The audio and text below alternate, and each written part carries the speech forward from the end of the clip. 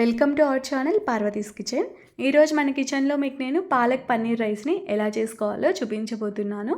ఎక్కువగా పాలక్ పన్నీర్ కర్రీ చేసుకుంటూ ఉంటాం కదండి, అలా కాకుండా ఇలా రైస్ కూడా ఒకసారి ట్రై చేసి చూడండి, చాలా బాగుంటుంది. ఇలా రైస్ చేసేసి లంచ్ బాక్సులకు పెట్టామంటే పిల్లలు పెద్దలు అందరు ఇష్టంగా తినేస్తారు. మన ఛానల్లో ఇంకా పాలక్ పన్నీర్ కర్రీ కూడా ఉందండి వీడియో, ఆ లింకు డిస్క్రిప్షన్లో ఇచ్చేస్తాను, ఒకసారి చెక్ చేసేయండి. ఇక లేట్ చేయకుండా ఈ పాలక్ పన్నీర్ రైస్ని ఎలా చేసుకోవాలో చూసేద్దాం. ముందుగా మనకి కావాల్సినంత పాలకూర తీసేసుకోవాలి. నేను ఇక్కడ ఒక కట్ట వరకు పాలకూర తీసేసుకున్నాను. తర్వాత ఆ పాలకూరని కొంచెం కొంచెంగా తీసేసుకొని కట్ చేసేసుకోవాలి. ఇలానే పాలకూర మొత్తాన్ని కట్ చేసి పెట్టేసుకొని వాటర్ తీసేసుకొని ఆ వాటర్లోకి కాసేపు వేసి అలా వదిలేసేయండి. అందులో ఏమైనా చిన్న చిన్న ఇసుక మట్టి అలా ఉంటే అడుక్కు వెళ్ళిపోతుంది. తర్వాత నీట్గా వాష్ చేసుకుంటే సరిపోతుంది అన్నమాట. ఇలా నీట్గా వాష్ చేసేసుకొని వడపోసి పెట్టేసుకోండి. తర్వాత స్టవ్ వెలిగించేసి ఒక కడాయి పెట్టేసి అందులోకి కొంచెం ఆయిల్ వేసేసుకోవాలి. ఆయిల్ హీట్ అయిన తర్వాత ఒక 3-4 పచ్చిమిర్చి, అలాగే 5-6 వెల్లుల్లి రెవ్వలు, కొంచెం అల్లం ముక్క వేసేసుకోవాలి. మీరు తినే కారాన్ని బట్టి మీరు పచ్చిమిర్చి వేసేసుకోవచ్చు. మా చిన్నబాబు కోసం అని చెప్పి కారం ఎక్కువ తినడు, అందుకే కొంచెం తక్కువగా వేసాను. ఇందులో మళ్ళీ కారం ఏమి యాడ్ చేయము, మీరు పచ్చిమిర్చినే మీ కారానికి తగ్గట్టు వేసేసుకోండి. లాస్ట్లో కొంచెం పెప్పర్ వేసుకుంటాం అంతే. ఇంకా అవి వేగిన తర్వాత ఇందులోకి పాలకూర వేసేసుకోవాలి. నీట్గా వాష్ చేసి వడిపోసి పెట్టేసుకున్నాం కదా, ఆ పాలకూరని వేసేసుకోవాలన్నమాట. వేసేసుకొని బాగా కలిపేసి కాసేపు వేగనివ్వాలి. కొందరు ఈ పాలకూరని ఇలా వేయించకుండా హాట్ వాటర్లో ఒక 2 మినిట్స్ అలా ఉంచి తీసేసి కూల్ వాటర్లో వేసి పేస్ట్లా చేసుకుంటూ ఉంటారు కదండి, అలా అయినా కూడా చేసుకోవచ్చు అనమాట. ఇది నా స్టైల్లో పాలక్ పన్నీర్ రైస్ అనమాట. మీరు కావాలంటే పాలకూరని అలా హాట్ వాటర్లో వేసైనా పేస్ట్లా చేసుకోవచ్చు. ఈ అల్లము వెల్లుల్లి అయితే ఉల్లిపాయలతో పాటు అల్లం వెల్లుల్లి పేస్ట్ వేసి వేయించుకోవచ్చు అనమాట, అది మీ ఇష్టము. నేనైతే ఎక్కువగా ఇలానే చేస్తూ ఉంటాను. అది వేగించిన తర్వాత చల్లగా అయిపోయిన తర్వాత వాటర్ ఏమీ లేకుండా ఇలా మిక్సీ జార్లో వేసేసుకొని పేస్ట్లా చేసి పెట్టేసుకోవాలి. తర్వాత అదే కడాయిలోనే ఇంకా కొంచెం ఆయిల్ వేసేసుకోవాలి. తగినంత ఆయిల్ వేసేసుకొని అందులో ముందుగా కాజు వేసేసుకొని ఈ కాజుని బాగా ఎర్రగా వేగే వరకు వేయించుకోండి. హై ఫ్లేమ్లో పెట్టకుండా సిమ్ టు మీడియం ఫ్లేమ్లో పెట్టామంటే బాగా వేగుతాయి.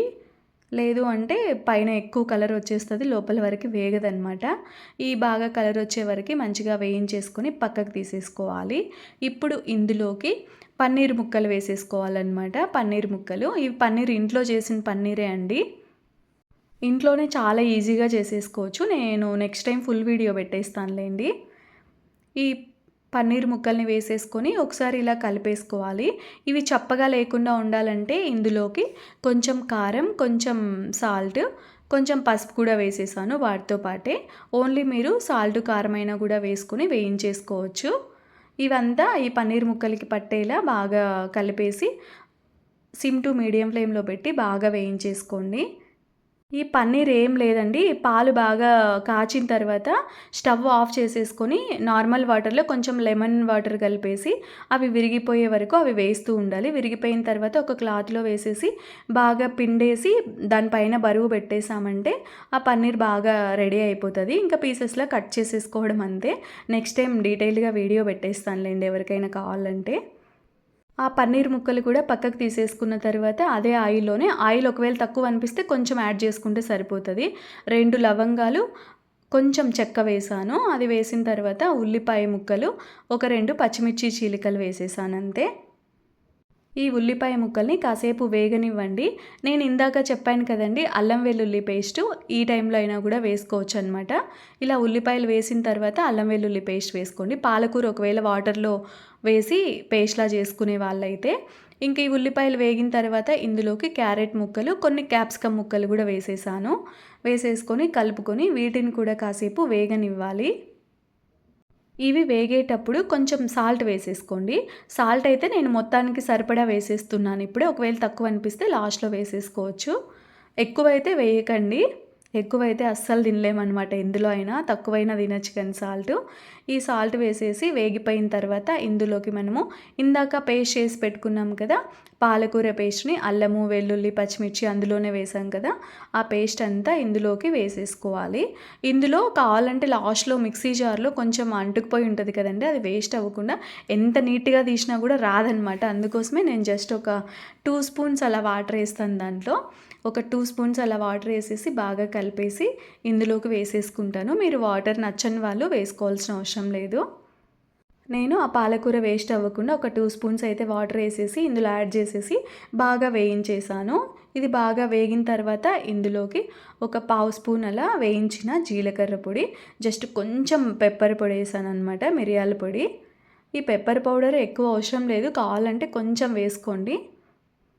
ఇంక ఇది కొంచెం సేపు వేగాలి. ఇదంతా కొంచెం ఇలా బాగా వేగిపోవాలన్నమాట. చూసారా, ఇలా బాగా చక్కగా వేగిపోయింది.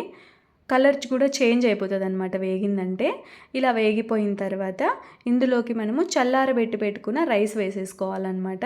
ఈ రైస్ని చల్లగా అయిన తర్వాత వేసేసుకోండి. ఇది వేడిగా చేసి చల్లారబెట్టి చేసుకోవాల్సిన అవసరమే లేదండి. ఇంకా పిల్లలకి బాక్స్ కోసం కాబట్టి నేను వేడివేడిగా చేసి పెట్టాను. ఎప్పుడైనా రైస్ మిగిలినా కూడా ఇలాంటిది ఇలా పాలక్ పన్నీర్ రైస్ చేసేసుకోవచ్చు అనమాట. నేను ఇంకా పన్నీర్ చేయడానికి అప్పటికప్పుడు అవ్వదు కాబట్టి ముందు రోజే పన్నీర్ చేసేసుకొని ఫ్రిడ్జ్లో పెట్టేసి ఆ నెక్స్ట్ డే ఈ పాలక్ పన్నీర్ రైస్ చేసేసాను అనమాట పిల్లలకి. ఈ రైస్ వేసేసి బాగా కలిసేలా ఇలా బాగా కలుపుకోవాలి. నేను ఇంకా మన ఛానల్లో రైస్లు అన్నీ చేశానండి, రైస్ రెసిపీస్ అన్నీ. అవన్నీ చాలా హెల్దీ రెసిపీస్.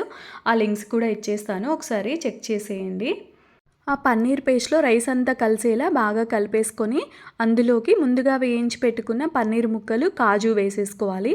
పన్నీర్ ముందుగా వేయించుకుంటాం కదండి, స్టార్టింగ్లో వేయించుకునేటప్పుడే బాగా వేగేలా చూసుకోండి. కాజు వద్దనుకునే వాళ్ళు స్కిప్ చేసేయచ్చు. ఇవి రెండు వేసిన తర్వాత హై ఫ్లేమ్లో పెట్టేసి ఒక 2-3 నిమిషాలు బాగా కలిపేసుకోండి. ఒకవేళ పన్నీర్ తినని వాళ్ళు కూడా ఓన్లీ పాలక్ రైస్ లాగా కూడా చేసేసుకోవచ్చు, పన్నీర్ లేకుండా అలా కూడా చేసుకోవచ్చు అనమాట. చూసారు కదండి, ఈ పాలక్ పన్నీర్ రైస్ని ఎలా చేసుకోవాలో మీరు కూడా తప్పకుండా ట్రై చేసేయండి. అలాగే ఇలాంటి మరికొన్ని రెసిపీస్ కోసం నా ఛానల్ని తప్పకుండా సబ్స్క్రైబ్ చేసుకోండి. Thank you for watching.